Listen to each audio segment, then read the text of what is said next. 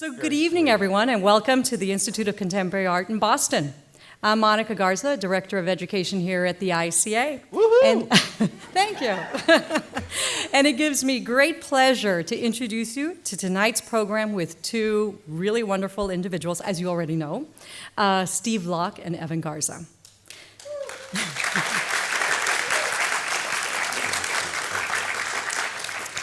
So tonight's conversation with Steve and Evan launches a new series of artist talks here at the ICA called The Artist's Voice.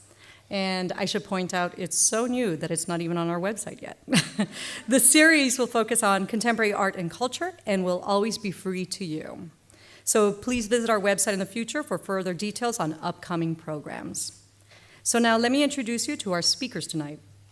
Artist Steve Locke has been included in numerous exhibitions in venues such as the Boston Center for the Arts, the Artists Foundation, the Cordova Sculpture Park and Museum, Samson Projects in Boston.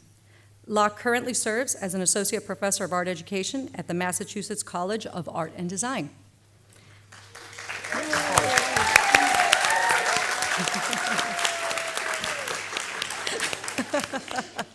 And I hope everyone has had a chance to see Steve's show upstairs. Yes? Great. And if you haven't seen it yet, don't worry, our galleries close at 9 p.m. tonight, so go back upstairs. Evan Garza, no relation to Monica Garza, is the co-founder of Fire Island Artist Residency, the first GLBTQ residency program in the United States.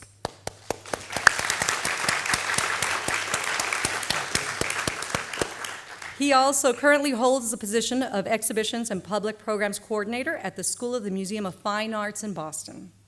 Over the years, Garza has organized various exhibitions, including Something Along Those Lines at SMFA and Paint Things Beyond the Stretcher at the Cordova Sculpture Park and Museum with curator Dina Deitch. And I want to be sure to thank Samson for their support in Steve Locke, There Is No One Left to Blame. So now, without further ado, please help me welcome Steve and Evan.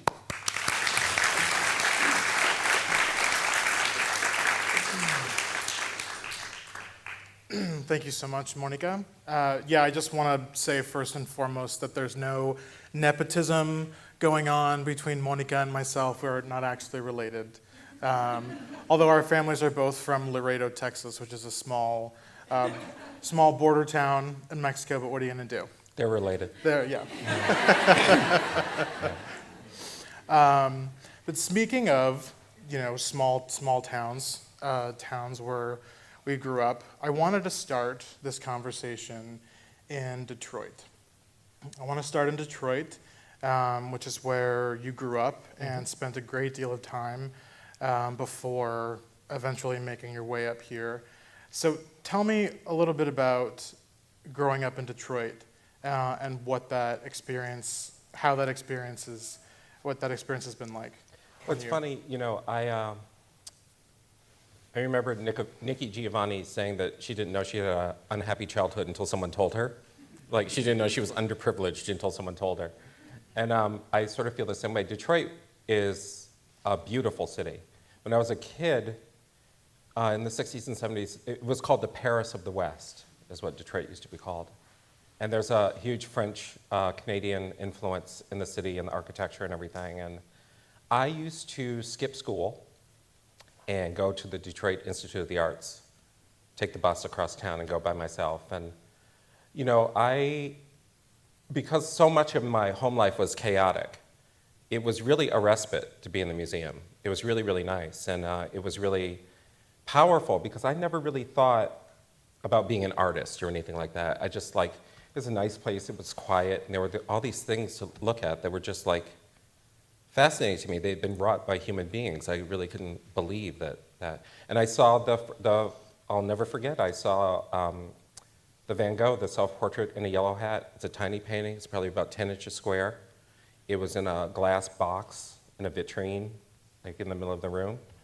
And I just started to weep, I just started to cry. I didn't know anything about Van Gogh or anything about art. My favorite painting was Bouguereau's The Nut Gatherers. There's this sort of cheesy, anyway, it's just a bad painting. But and I just thought, oh my God! And I one of the guards came and took me down to the.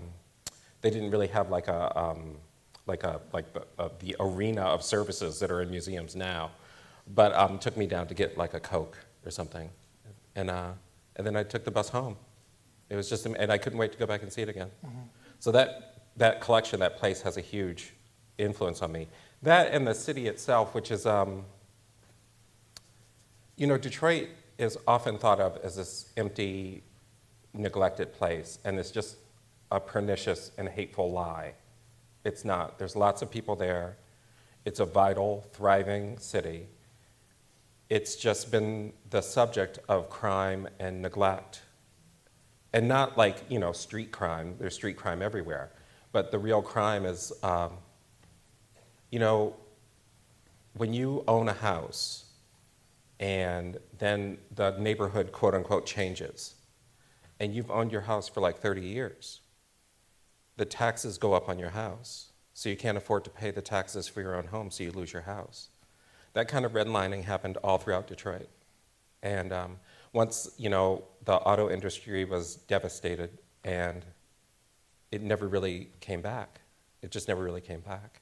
So, it's really, when I go back to visit, after my mom died, I've been back once since my mom has passed away, and it just, I don't have a sense of nostalgia about it. I have a sense of rage about it, about what's happened. And if you think it can't happen here, you're crazy. It can happen anywhere. It's happening all over the place.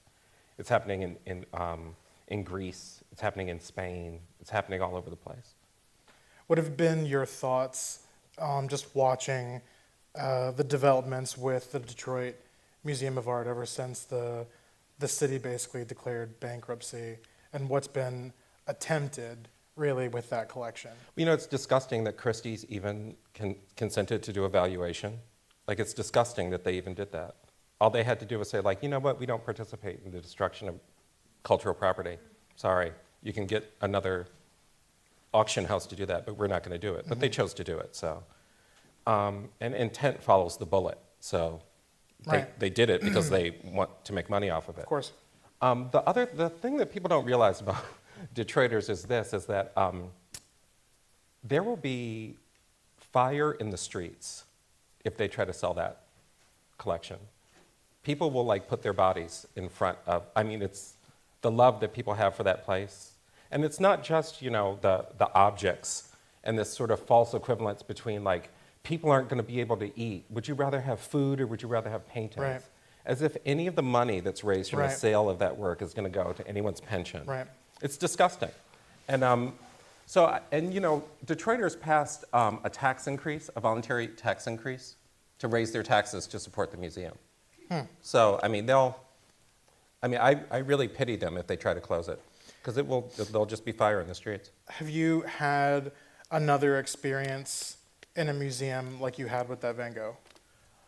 I think, yes. Now I have to tell you which one it was. I go to museums all the time, so I kind of have this experience a lot now. I can tell you the most recent one was when I saw the James Turrell show at the Guggenheim, and I was really annoyed with all the people laying on the floor. Yes. I just have to be honest about that. I was like, you know what, Seriously. Your bag, the stroller, So that got to me, but At and Rain, that was a fantastic piece. It was just one of the most incredible things I'd ever seen. And it's such a shame that you and I are sitting here right now at the Institute of Contemporary Art while Philip Glass Don't even say that to does me. a performance. We're missing the Philip Glass, and we're missing the mayoral debate. It's true. Right, so, sorry. So we thank you. We thank you so much for being here. Thank you for that. There were a lot of options tonight. But At and Rain, that was the most recent thing. And then before that was Here, when the 80s show, when Helen... this will have been. Yeah, this will have been when I saw the Christopher Wool. The show was over. Yeah. Because that painting was really about AIDS. That was it. The show is over. You turn around, to get your coat, there's no more coat. Right. like, because everything was gone. It was such a powerful show. In your background, your professional background as an artist, you very early on in your career, you were a portrait artist, Yeah, and spent a great deal of time working on commissioned portraits. Right. What effect did that have on your current studio practice? It made me not want to paint commission portraits. It's really hard. It's just really, really hard. And I will say that this is my job. So working with commissions and stuff like that, it's your job. You hustle, you work, you get commissions, you do all that sort of stuff. And I was in the studio 8 hours a day at work. And so I don't really wait for inspiration or a muse or any of that sort of nonsense. I'm at work, you know, and I think it's my job to be I should have a brush in my hand every day in case the muse decides to show up. I think that's a really interesting question, actually, because I think the question that I think a lot of people have with regards to art making is what happens in the studio? What happens in those moments where the work is being created? So it's really interesting to hear that there isn't some muse just kind of hanging out, waiting to inform all of this work. Well, that crap's over.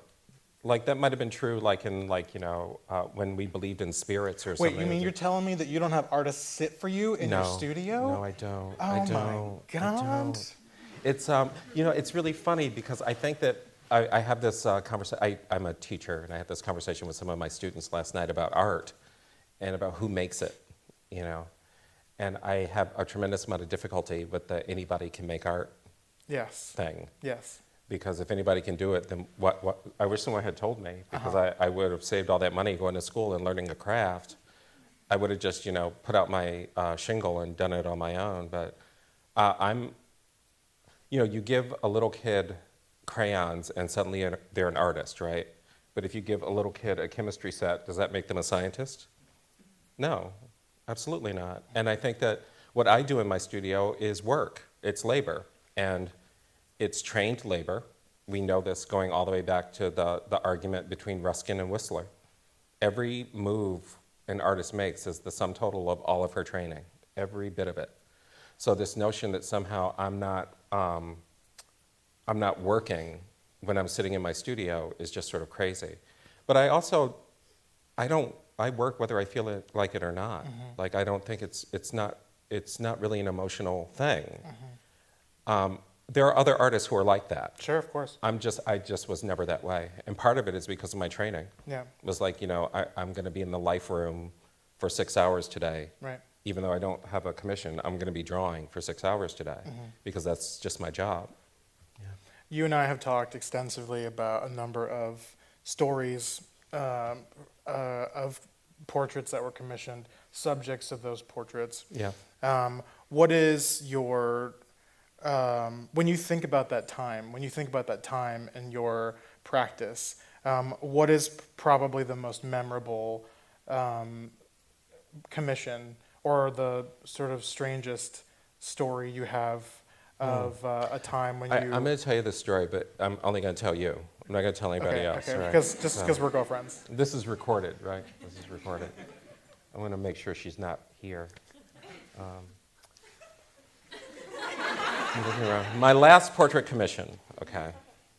Oh, I think I remember this one. Yeah, and she, wonderful woman who, she went to a women's college, and she was really high-powered executive. She went to a women's college she was one of the first women to get a business degree from a women's college, a graduate MBA, that's what it's called.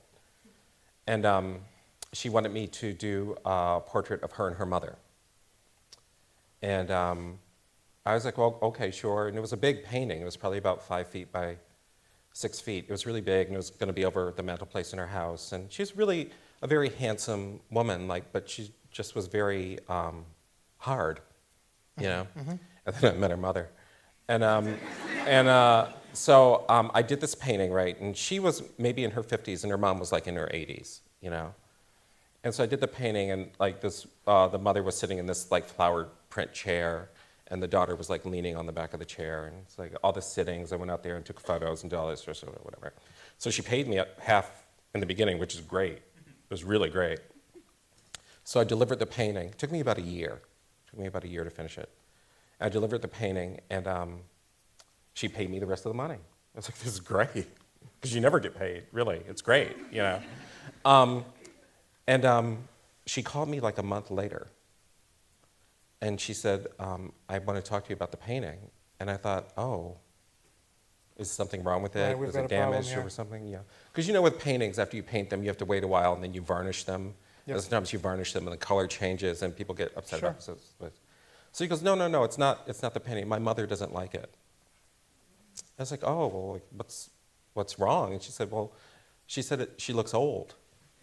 I was like, your mother is old, you know? I can't fix that, Right. you know? Right. Like, There isn't a paintbrush in the world. yeah, so I offered to repaint it or whatever, and she said, no, I want you to paint my mother out of the painting. And I just thought, this is really interesting. Mm-hmm. This is really bad, you know? So I took the painting back, and like, I don't know if you make paintings, but I had to sand it all the way down to the canvas. Right. And then build the surface back up and repaint it so Wow. it looks, and the ghost of her mother is still there. But I just remember working on it thinking, she is so angry. She is so angry that like this painting couldn't even fix their relationship. And I just thought it was so powerful Sure. and so weird that I just thought, I don't want that kind of responsibility anymore. I have been waiting for a transition into slides. Oh, okay. And now that you have said powerful and weird, I think we can now go to some slides. I'm the slide master here. Maggie went over. Oops, sorry. Maggie went over this for me. So this is in the show. But you know that 'cause Yes, you've been upstairs. because you have all seen the show. Yeah. And that's not in the show. I wanted to start with the Caravaggio. Okay. And I wanted to, we kind of threw these things into the mix as, part of the conversation when we were just talking about our viewings of this work at the Uffizi. And I just wanted to know why this work was specifically thrown into this mix. Well, people always ask about the images in the work, like where do they come from? Right. And I don't think it's that weird, because if you look at enough paintings, there's floating heads all over the place. And I think that the image of the severed head has so much currency in art. It's ubiquitous. Even when you look at like a Titian with all the little putti flying around Venus, Right. they're just heads and wings flying around. Like Sure, he doesn't yeah. even bother painting the rest of their bodies. So All that space. So the floating head is one thing, but the severed head is another. And that, the last time in art that some guy's head was cut off, I think it was David and Goliath. You know what I mean? Like you're walking around with someone's head, But I also have to say that, I don't want to upset anyone's sensibilities when I say this, is that, people have been murdered on television in the contemporary era all the time. Daniel Pearl had his head severed Right. on television. Like, Yeah. that, I can't live in this world and not be affected by that. And it definitely comes into my studio. I was never the kind of artist who was, I have a very nice sense of color. That's my gift, is like I'm a very good colorist, right? I married that with my own, like I see these things, and it's these two nightmarish things together that I think, this nightmarish image of the severed head with my color palette that creates that sort of tension. Sure. One of the curators said, like, I can't believe you paint these things with this like Easter egg palette. I was like, well, I like Easter. Like I'm all right with that. Like I think that's celebration fine. of That's the fine. resurrection of Christ. Yeah, exactly. It's a good time. It's a good time. Yeah. Duh. Bunnies everywhere, eggs. It's a good time. In Laredo, we have cascarrones, which they're eggs that are covered in confetti, and you get to hit people with them. So Easter equals... Wait. There's hitting people at Easter. Yes. There's no hitting at Easter. Okay? When you celebrate the resurrection of Christ, you hit a human being. What? is that? over the head with an empty egg full of confetti. What? And if you're an evil person, you will. If you're an evil if person. If you're an evil. Also, person, good people are hitting people with eggs. Christians, okay. good Christians. Okay. Got it. If you're an evil person, you fill it with like flour. We're all going back to worshiping the sun, okay? Because this is just wrong. It's just wrong. There's a question in there somewhere. There was no segue Okay, there. No. No, I do. I'm glad that we went to Caravaggio. I mean, this piece has always freaked me out, and when I saw it in person, I mean, I feel like I had nightmares after seeing this work in person. And there is this connection, between this work, and it seems that there are faces in some of the paintings, especially in some of the works that are upstairs, that feature, because there are a number of gazes, right? So there are a number of different types of gazes within the work. There's a number of different subjects, and some of those subjects really appear to be disgusted. Yeah. And there are some faces that have kind of a tongue maybe kind of hanging out, and there is almost this kind of sense of humor that's really kind of imbued into that work. And then some of the faces that also have the tongues out, and even those that don't, really appear to be wholeheartedly disgusted. Yeah. Can you address I'm glad you said that. I think that in my work especially, I'm thinking less about how I feel. Like I'm not an emotional painter. I'm thinking about when I'm walking down the street and I see someone navigating a space, and that sticks in my head, and it comes back into my studio with me. So I'm much more with my paintbrush trying to investigate what's happening with that person. And that's what comes out. I think there's a lot of disgust in the world. I think that there's a lot of this difficulty processing what's being shoved down our throats, quite literally. And a lot of that stuff comes out in the work, that revulsion, that disgust, that being overtaken. A lot of that comes out in the work. And a lot of it is just frankly kind of funny. Some of it is just kind of funny, and like it's kind of hard to look powerful and sexy with your tongue hanging out of your mouth. It's kind of hard to do that. And the history of portraits of men is these sort of intact, whole, like phallic images of male power. And it's very easy, like, oh, I'm going to subvert that, so I'm going to paint someone naked. Ooh. Yeah, that's really a reach. Cutting edge, that's really, really a reach. And it's the most obvious thing to do.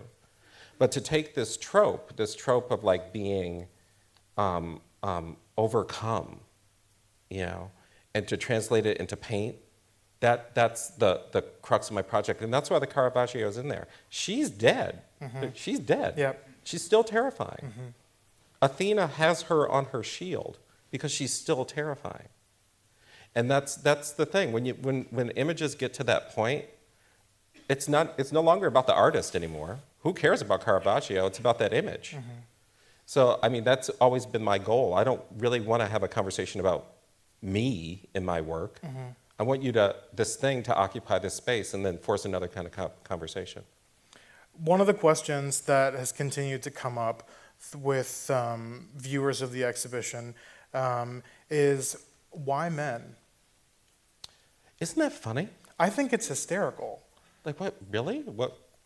If I painted a bunch of women, I would be a sexist, right? Well, the question, yeah, exactly. No, of course. My oppressive male gaze on the female body. Right.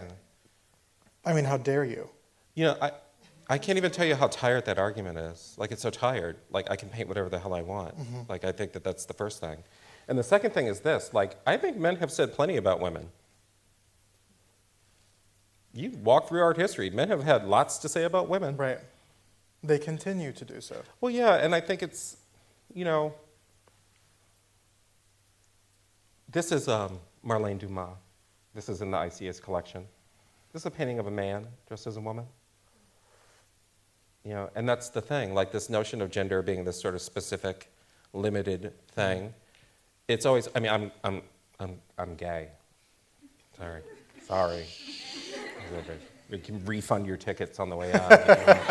But I've never had that. I've never had that notion. Like I've never grown up with that notion that somehow men do this and women do that. Right. Like and I'm older than you, so I'm a generation before. I'm like the first. I was a baby during Stonewall. Yeah. Okay, so that my position about gender is really influenced by feminism, and I had a studio visit with Susanna Coffey, who is one of the greatest portrait painters ever, one of the greatest painters ever, and we were supposed to have like a 20-minute visit, right?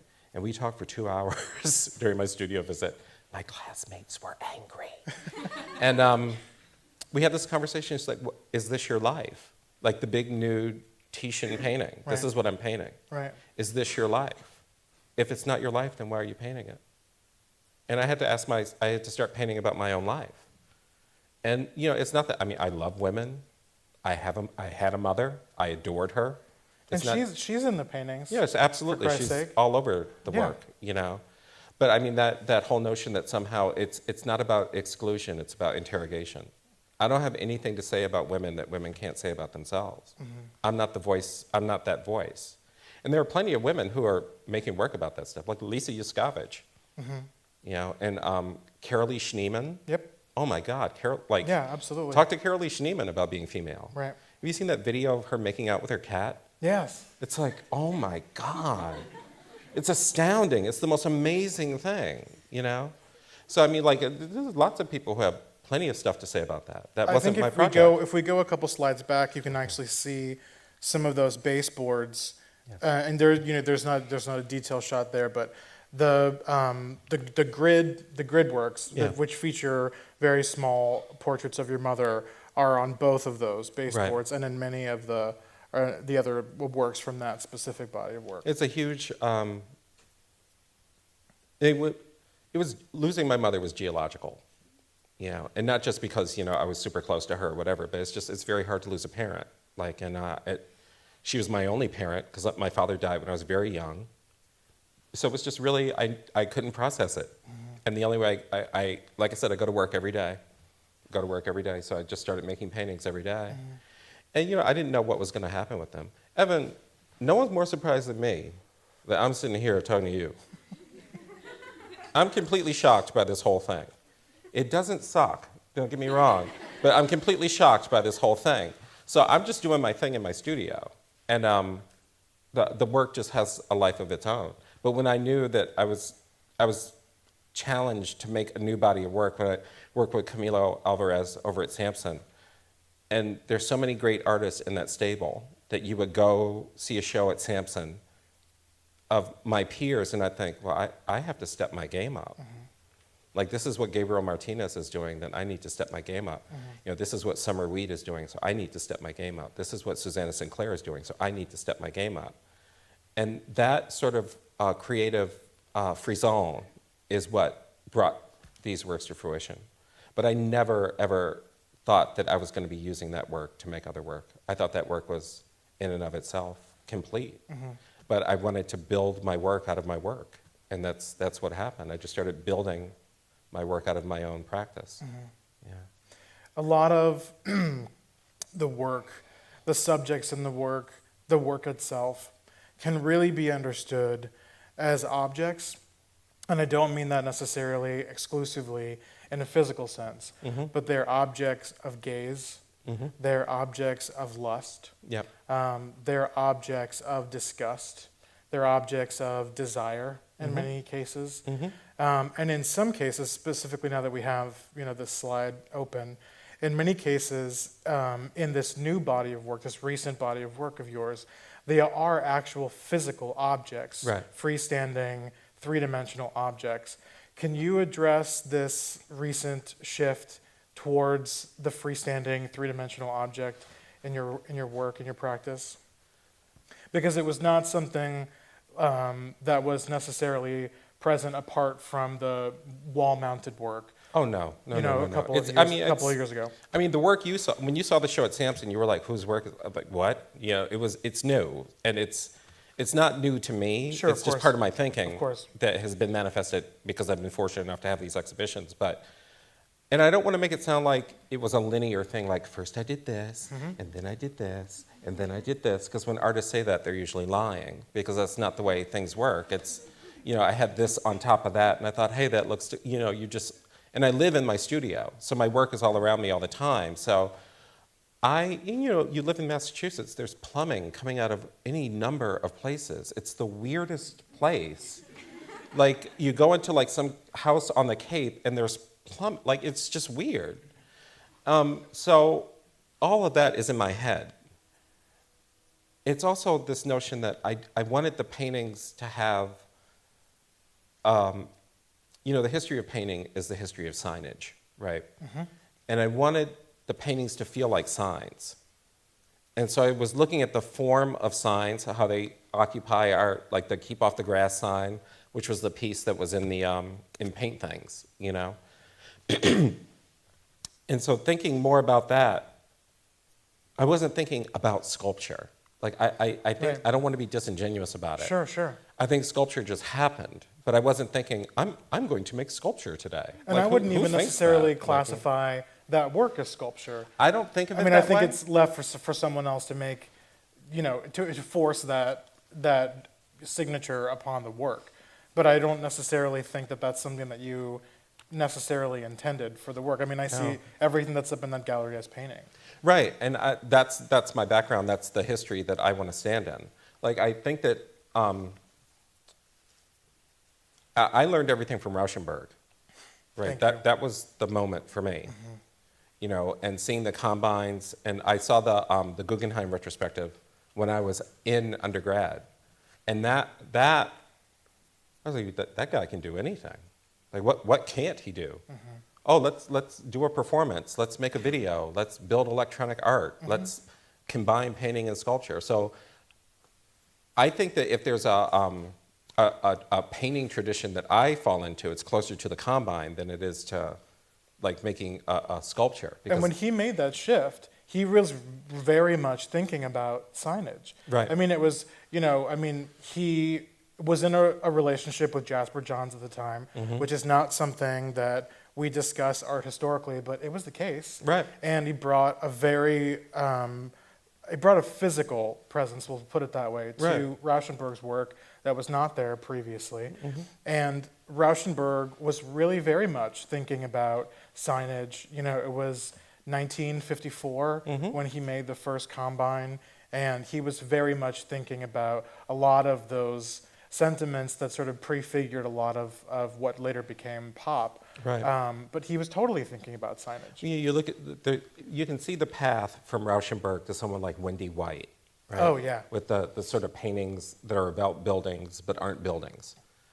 But I think that because I'm more in love with the substance of paint, that people sometimes don't want to talk about him in relationship to me. But I mean, that's really, and then, the painting, the canvases on the back so they glow, that's Rauschenberg, that's not me. Like, that's really where that comes from. And I think that knowing that, yeah, I can lay claim to the space behind the painting.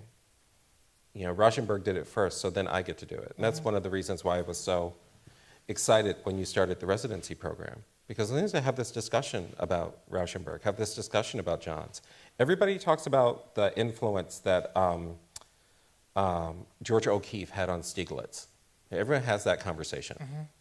But the dialogue between Rauschenberg and Johns is so important, especially for artists working today. This notion of collaboration and signals and sharing and open secrets, something that I know and you know but nobody else knows. Right. I think that's beautiful. Yeah. You make something that's going to hang in a museum for 100 years. And like whenever, Rauschenberg's dead now, but I guess whenever Jasper goes to the museum, it's proof that, this man loved me. Right. He loved me. Right. It's like looking at the Night Watch, why Rembrandt is painting Saskia in the Night Watch. She has no earthly reason to be there, but he loved her. And she's in a public monument forever. So everyone's going to look at her, and she's going to be alive for 1 million years. Yeah. I was on Fire Island a couple of summers ago, and there were two guys that were staying in the same building. They were like kind of in this apartment on the other end of the building in the back on a different floor. And one of them had been the assistant to Merce Cunningham for 25 years. Oh, wow. Yeah. 25 years. And the stories. I mean, I would just go over at night and we would just drink gin and tonics and talk about Merce Cunningham and Rauschenberg and Twombly and Johns. But you know, when I was in school, I didn't know that any of those people were gay. Well, neither did I. I And had no I was idea. never, that was not part of the art historical language. No, it wasn't a It discussion. was not part of the art historical narrative. They were just friends. Like, Right. really? Like, yeah. No, they were important friends. Right, they're the closest of friends. Pat on the back. Like, what the hell? Like, it's You know. bizarre. It's always struck me. as- Right. No, Looking they were back on totally it now- drinking brews and watching the Texas A&M game. I mean, Right. obviously. What is that? Did you make a sports reference I just did. now? I totally Oh my did. God. I'm sorry. Don't hate me later. Okay. So anyway, he would tell me these stories about being in Venice and having to pick up Merce and put him on the Vaporetto and Rauschenberg's assistant having to put him on the Vaporetto. Meanwhile, the two assistants are off, canoodling in their own way. And I would, if we were in front of an audience, I would not use the word canoodling. But we're among friends. It's just us. There's no one here. So after that summer, after that residency ended, I had to go through New York to go back to Boston, and my sister was in town from Mexico City, and we decided to meet at MoMA, and I was waiting for her there, and I went through the Johns Gallery, and I Yeah. swear to Christ, I couldn't look at that work the same way. It's true. I could not look at those works through the same lens. I had been given a completely different lens into that work. It was See, just this it was is the impossible. thing, right? I was talking to Helen about this, Helen Millsworth, the curator. I was talking to her about this, about the perniciousness of neutrality, right? Neutrality is disgusting, it's a lie. And this notion that we're going to look at this work just in terms of form, as if it has no content, no history, no context. It's a lie. And some people get to be human, and some people get to be hyphenated. And that's the thing. That's why I wanted to cut holes in the museum wall and put the paintings in. Because I wanted to show that the neutrality of the museum is not true. It's not neutral. You walk like, well, you can't walk. Well, I mean, you people are young. You can probably walk. You walk over to the MFA, right, and you look at the American wing, and the amazing things that Elliot Bostwick Davis has done. She's the curator at the American wing. The amazing things that she's done with that space, the painting of the wall color, all that sort of stuff. And then suddenly you get to the top floor, and it's all white, because it's neutral. It's not neutral. It's not neutral. That's about exclusion. It's about oppression. It's about denial. It's about all those things. So they have that conversation not just in the museum, but in this notion of history. This notion of history is like whose story gets to be told. Stieglitz and O'Keeffe, they were married. They were in love. It's a love for a lifetime, and you can see it through her work. But Jasper and Robert putting seahorses in each other's work, which are the only animals that reproduce asexually. Right. So it's like that. When you're like a little person, you can't tell me that wouldn't be like great news to have when you're a young person. Right. Oh wow, these people. That little window. Like there might be a place in the world for someone like me. Right. I might not have to exterminate myself. There might be a place for me. We only have 5 minutes left, so I want to get to this last subject before we We wrap didn't up. look at all the slides. Let's. Let's quickly go through the slides. Okay, so you saw all the slides. So that's good. Yeah. Okay. I'm really. This is the most important one. Right. This It has is the our one. names on it. Right. It's true. Could someone please put that on my Facebook wall? Oh God. I'm really glad that we're making the transition from the seahorses because they really were this little tiny little glimmer. It was like it was a code. Right. Like a little hanky code. Right. And I think we as queer men are afforded this very unique opportunity to be able to see other queers.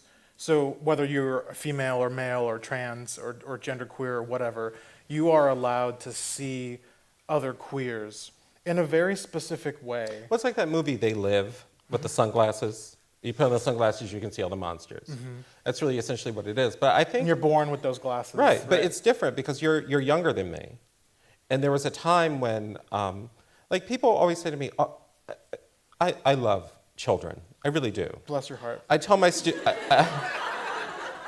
my students are all laughing because I tell them I hate children all the time, but I really do love them. If I had my druthers, I would have had a house full of them. I would have had a house full of kids. But I was gay in the 70s. I couldn't have kids. It was illegal. Right. If you came out, they would take your kids away from you. So, I mean, there are things that are available to your generation now that my generation never even would have thought about. But I feel like I'm part of the last generation of queers that has some attachment to that time. You know, like not to the struggle, because we didn't have the struggle. But you have the it's how do I say this without sounding like really horrible?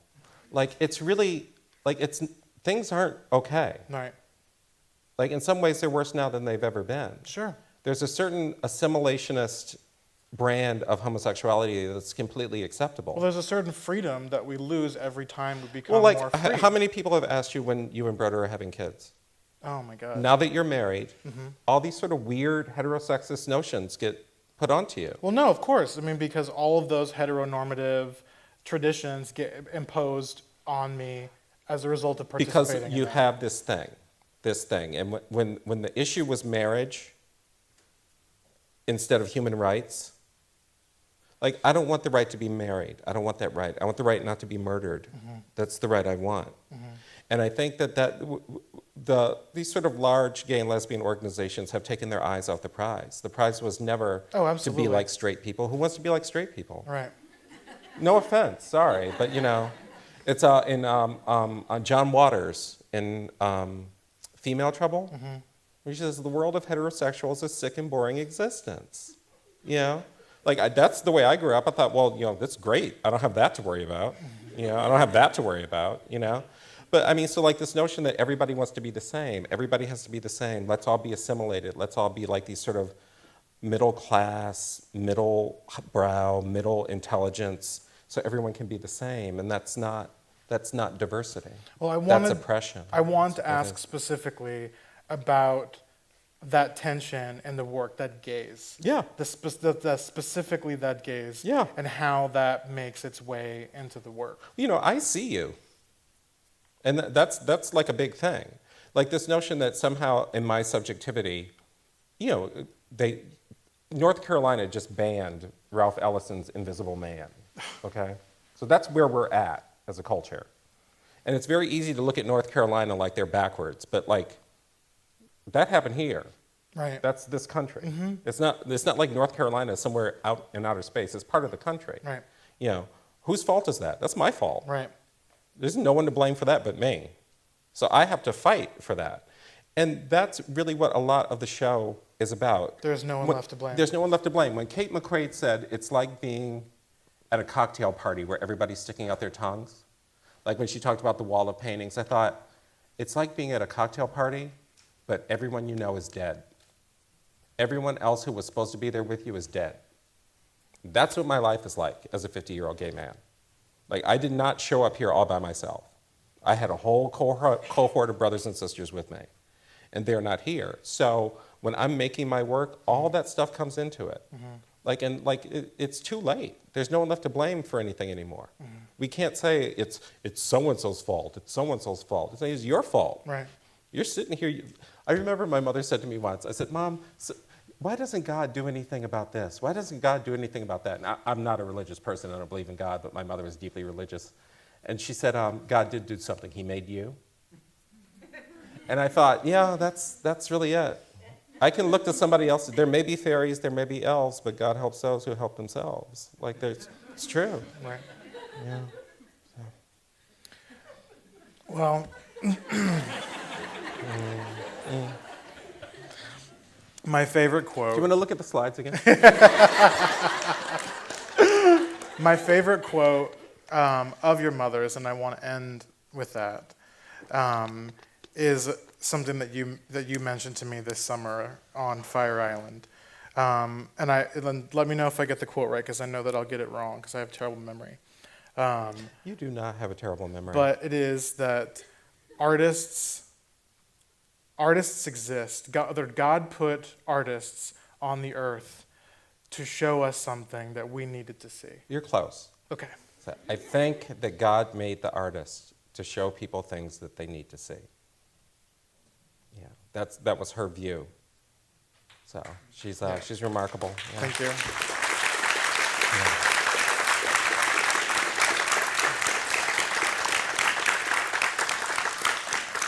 So now is the part where we open the floor up to questions. So we'd like to take Look some. at how many people there are out there. Oh, my God. Oh, hi, John. Hi. I didn't know you were here. We would love some questions for those that have them. And I know that they're out there. Oh, come on. Neither of us are wearing socks. Let's talk about Yeah, that. No one has a question? Yeah. Yes. Hi, Mark. That's Mark Holland from the Massachusetts College of Art and Design.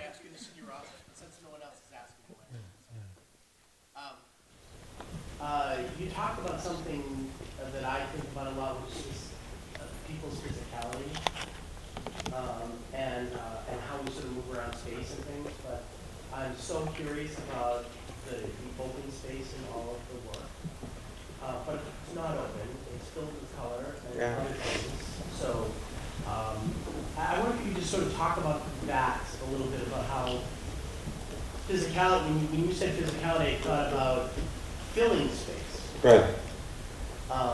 And those heads aren't filling those spaces, but they are in other ways. I don't know if you could, if it's something, I'm not even sure what I'm asking, but. No. I know. I'm going to sort of painting geek out a little bit, so I apologize for that. But, oh, and there's a Rembrandt in here too, which is a good way to talk about this. Okay. And for those that didn't hear, the question was about the negative space in Steve's work. You know, this Rembrandt painting is, I put it in here because people ask me about the neons and where they come from. They usually come from this, like some sort of message from above or a message from outside of. But the way that Rembrandt fills the picture plane with darkness, he fills it. So it's not like there's space back there. It's an actual palpable thing. And you see it in like some, you see it in the first two Godfather movies. Wait, who's the cinematographer in the first two Godfather? Was one of the Coppola guys? It's Coppola. It's Coppola's film, but I can't remember who the cinematographer is. Where the dark is so rich that it actually feels like a cloud, you know. And that's what I think about when I'm painting. I'm trying to think about the thing that is there, but doesn't have a physical form. And in some of the paintings, I feel like, especially in this one, the big one on the wall, which is called The Rising Up, where that whole painting is conspiring to make that head. So all of that pink stuff is actually the body of that person. And it's being expressed into this moment where the head is present. So I think about that a lot. Yeah. Thank you for your question. Yeah, up there. Steve, if you were going to talk about your work with someone who doesn't know art history, what would you talk about? If I was going to talk to someone about my work who doesn't know art history, what would I talk about? I talk about the war. I talk about Daniel Pearl. I would probably talk about prosthetics and the desire to stand up when you don't have a leg. Like, how do you stand up? How do you move through space when your body's been altered? I would talk about, I would try to explain to them that as a guy, I don't worry about where I park my car. I don't think about that. I park wherever I want. I can come home whenever I want. I can do any of the stuff like that. And I would also I would talk to them about monsters. You know, things that, and monsters aren't like, like World War Z or anything like that. I think it's all the stuff that's unsaid, all the stuff that we pretend didn't happen, all the things that we won't say because we're afraid to hurt somebody's feelings. You know, it's no part of love not to tell somebody the truth. And I think that a lot of that comes out in my work. And I also think that, you know, if you don't get any of that, the color is really nice. It's really, I mean, it's really good. Really. Really. I mean, I try to make them as pretty as possible so people will like to look at them. But like, if you don't get any of that other stuff, that's fine. That's fine. But what I don't want them to do is to have me tell them what to think. Because I think that I'm not doing my job. If people don't start to think on their own, I'm not doing my job. If they're thinking about me, I'm not doing my job. Hey. Hi. Steve, I was curious about whether or not you would consider yourself, I mean, obviously you are working in a political environment. Yeah. What do you feel the relationship is, or is there an obligation on the part of artists to be revolutionary or to engage with those issues? You mean to make like an art that's directly political, like? Yeah, whether it's overt or covert or simply personal, but. I think that somewhere. What's your name? What's your name? Peggy? Joshi. That's a beautiful name. Joshi. I think that somewhere along the line, artists abdicated their ability to be critical. And I think it happened around the 80s when all the money came into the market. Oh yeah, it totally inflated Yeah. all the content. And Eric Fischel talks a lot about this, where he says, when things are really good, because Eric Fischel did that piece, Tumbling Woman, after this sort of sculpture that was in the Rockefeller Center in New York in 2002, and people complained because it was sad. You know, it's about 9/11. It should be like a fireman, like something powerful, you know. And he said, art got married to entertainment at some point. And that was really, really great when things were going good. But when things got bad, like we wanted an art that could speak to us, that could talk to us about our tragedy. And artists weren't trained, they weren't prepared for it. So artists are creating spectacle and entertainment, and they're not creating art. And somewhere along the line, the artist as a citizen got disregarded. The artist became an entertainer. And so you hear people like Laura Ingraham saying like, oh, don't talk about politics, just sing. You just sing, don't talk about politics. Like I would love to lock her in a room with Pete Seeger. You know what I mean? You just sing, Right. So it's that sort of thing. And artists have done it to themselves. I say to my students all the time, the stupid artist thing is over. It's over. You can't sit around like, oh, I don't know what I'm doing, I'm just expressing myself. That crap is over. It is over. There's too much at stake. And you think about all the power that's inherent in art, and like, I'm not gonna abdicate that. So like, yeah, I'm a political person. Bernard Malamud was right. There is no such thing as a non-political man. There is no such thing. So you either put up or shut up. But there's too much at stake now. They gutted the Voting Rights Act. Yeah. Like They snapped the spine of it. Poor women in Virginia don't have access to reproductive care. Like, and I'm like, oh wow, I guess I'm gonna watch Lance Armstrong on Oprah. But you can get married. Yeah, but I can get married. Whoopi, like I want to get married. Who wants to get married? I think the only reason to get married is for citizenship or health insurance. I would get married. That's why I would get married. So if anybody is a foreign national and wants to stay in the country, I will marry you. That's what I will do. You heard it here first, ladies and gentlemen. I have two questions. Okay. So the first one, in your catalog, you talk a lot about. I've never met this woman before in my life.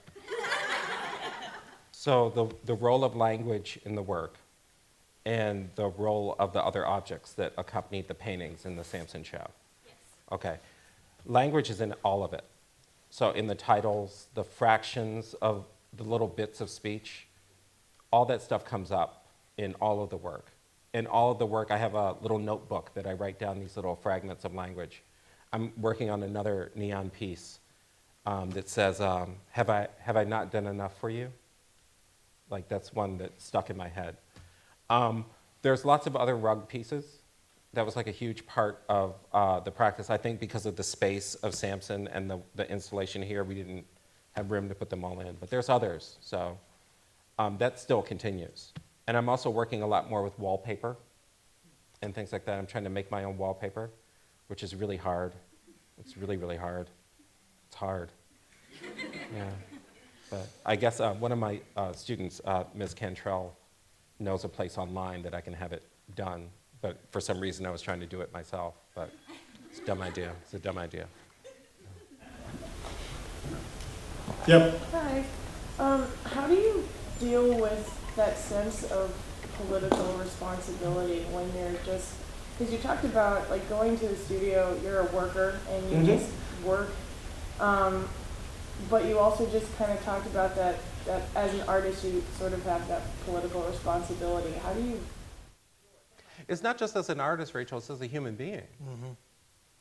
You know, like I don't, just because, this is the thing about artists and entertainers, right? I'm black, sorry, refund the tickets on the way out again, but you know, I grew up with people like James Baldwin and Harry Belafonte and all those sorts of people saying like, yeah, I can sing and I can write great books, but you know what? You know, you can't lynch black people.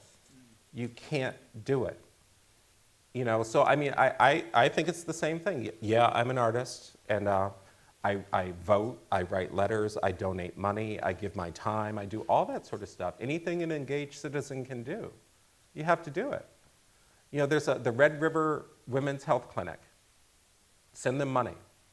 It's like, you don't need to have a lot of money, but like they'll hire clinic advocates, they'll hire protection for women trying to get to and from a clinic to have reproductive care or to even have abortions.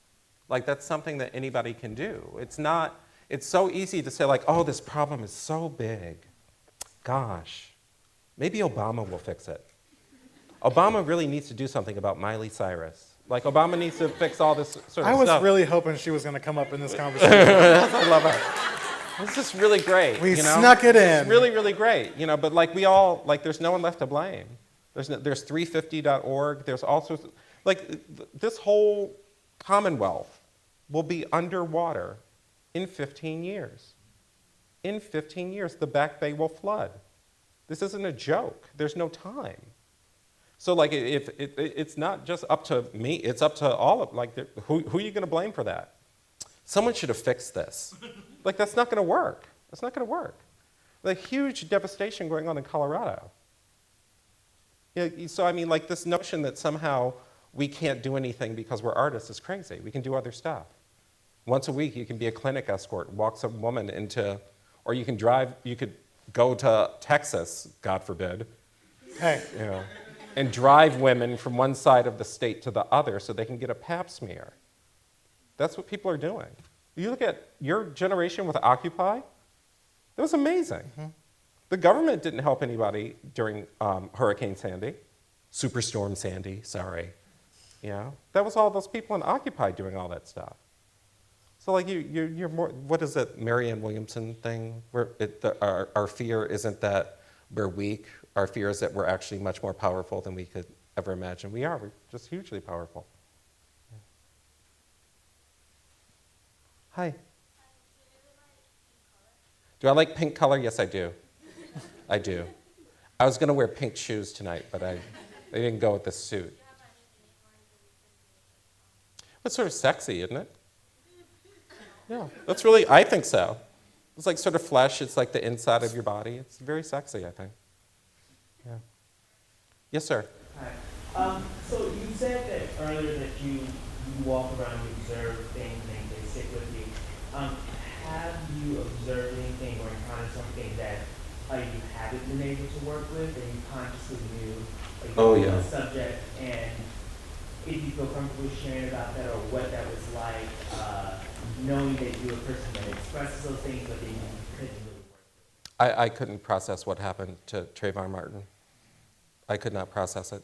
The opening was the day after the Zimmerman trial, a couple of days after the Zimmerman trial. It was about a week after the Zimmerman trial.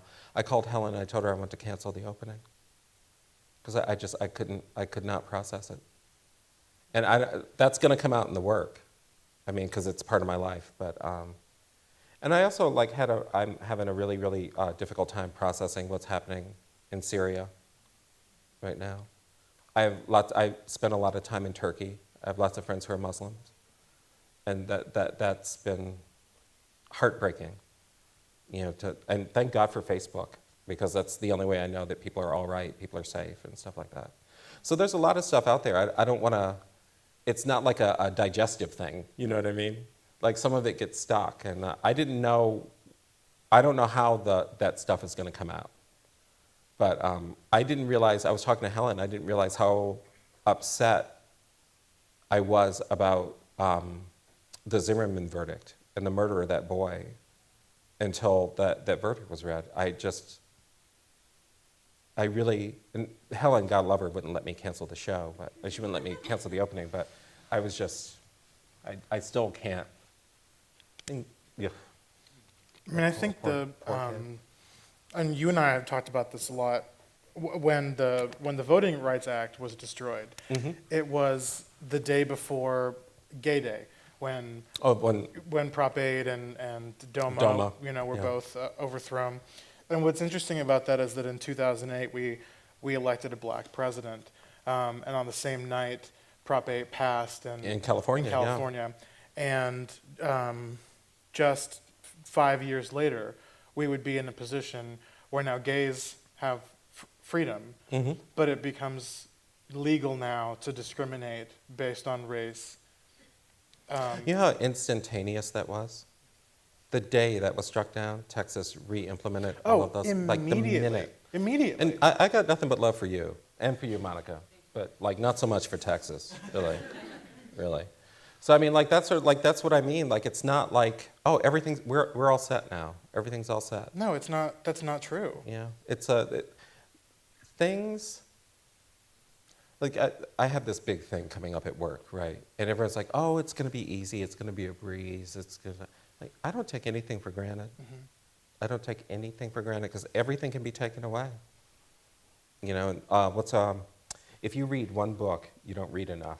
But if you read one book, Toni Morrison has this wonderful new book called Home. And it's exquisitely beautiful. And she talks about what it's like when you think of everything is all set. You're all set. Everything is hunky-dory. And then men come, sometimes with badges, sometimes without badges, but always with guns. And that's the thing, man. It can all go. It can all go. Is Monica giving us the high sign? She's giving us the roll around. I have to say, I'm so thrilled that so many people came. It's a huge, huge gift to me, and I really, really appreciate it. I know some of you were bussed in from Mass Art, and I appreciate that. This does not count towards your observation hours for my class. Okay, it doesn't count. You have to go see another artist who's not me. Okay, that's all I want to say. Thank you very much. Thank you. Thank you.